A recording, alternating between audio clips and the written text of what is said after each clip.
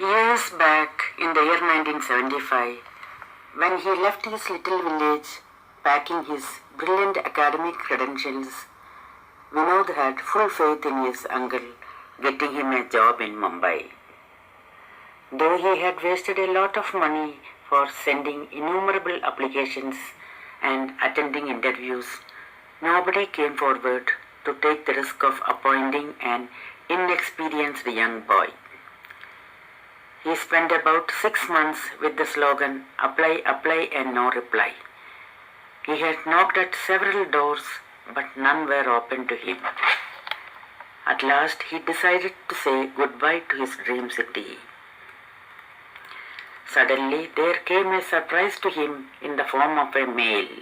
The day he was leaving Mumbai, he got a letter half an hour before his departure, which had carried a message asking him to meet the manager of a private company where he had attended an interview 3 months ago. He was very happy that at last his prayers were answered. Before issuing the appointment order for the post of a billing clerk, the manager did not forget to throw his last question at him. "You are a fresher. How can we entrust you with responsible duties?" "Don't worry, sir. I will discharge my duties to the best satisfaction of my superiors." He managed to say the sentence which he had already repeated several times in the last few months. Finally, the rough-spoken manager had a soft-spoken heart to appoint the inexperienced boy.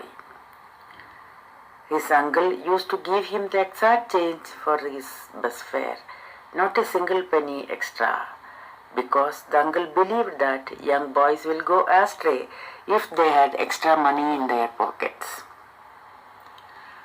One evening, precisely the 10th day of his appointment, Vinod was returning home from his office in the bus. He took out the coins from the pocket to pay for his ticket, and to his surprise he found only 98 paise instead of 1 rupee. He did not know how to face the conductor with the insufficient bus fare. He was sure that the conductor would abuse him profusely in front of the public for not handing him sufficient money for the ticket. Having dressed up as a gentleman who will believe his sympathetic story, the passengers may call him a liar.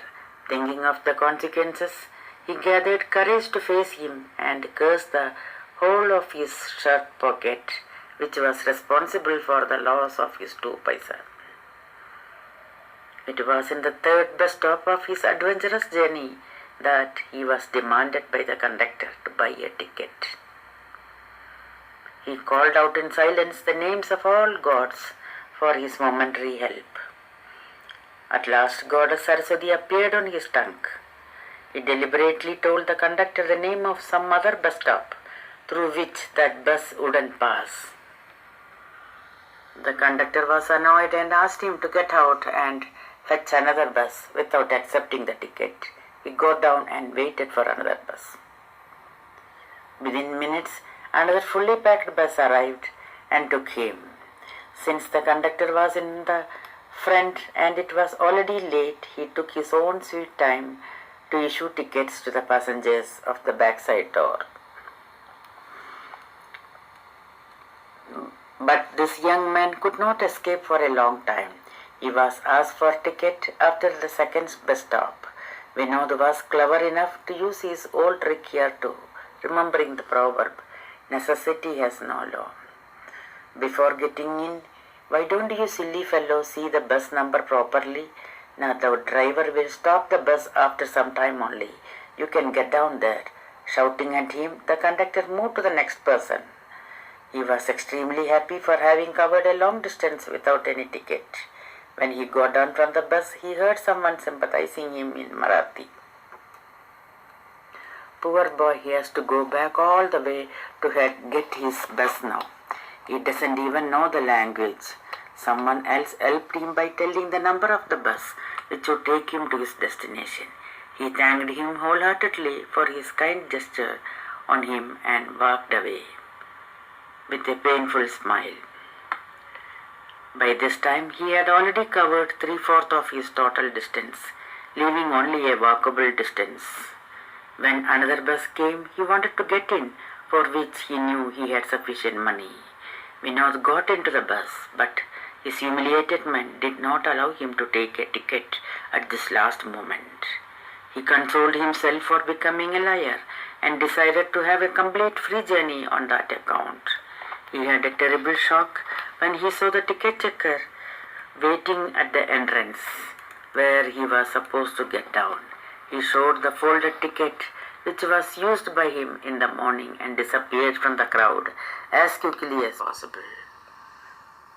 On the way, he satisfied himself by dropping the entire 98 paisa to the blind man's plate sitting under the tree.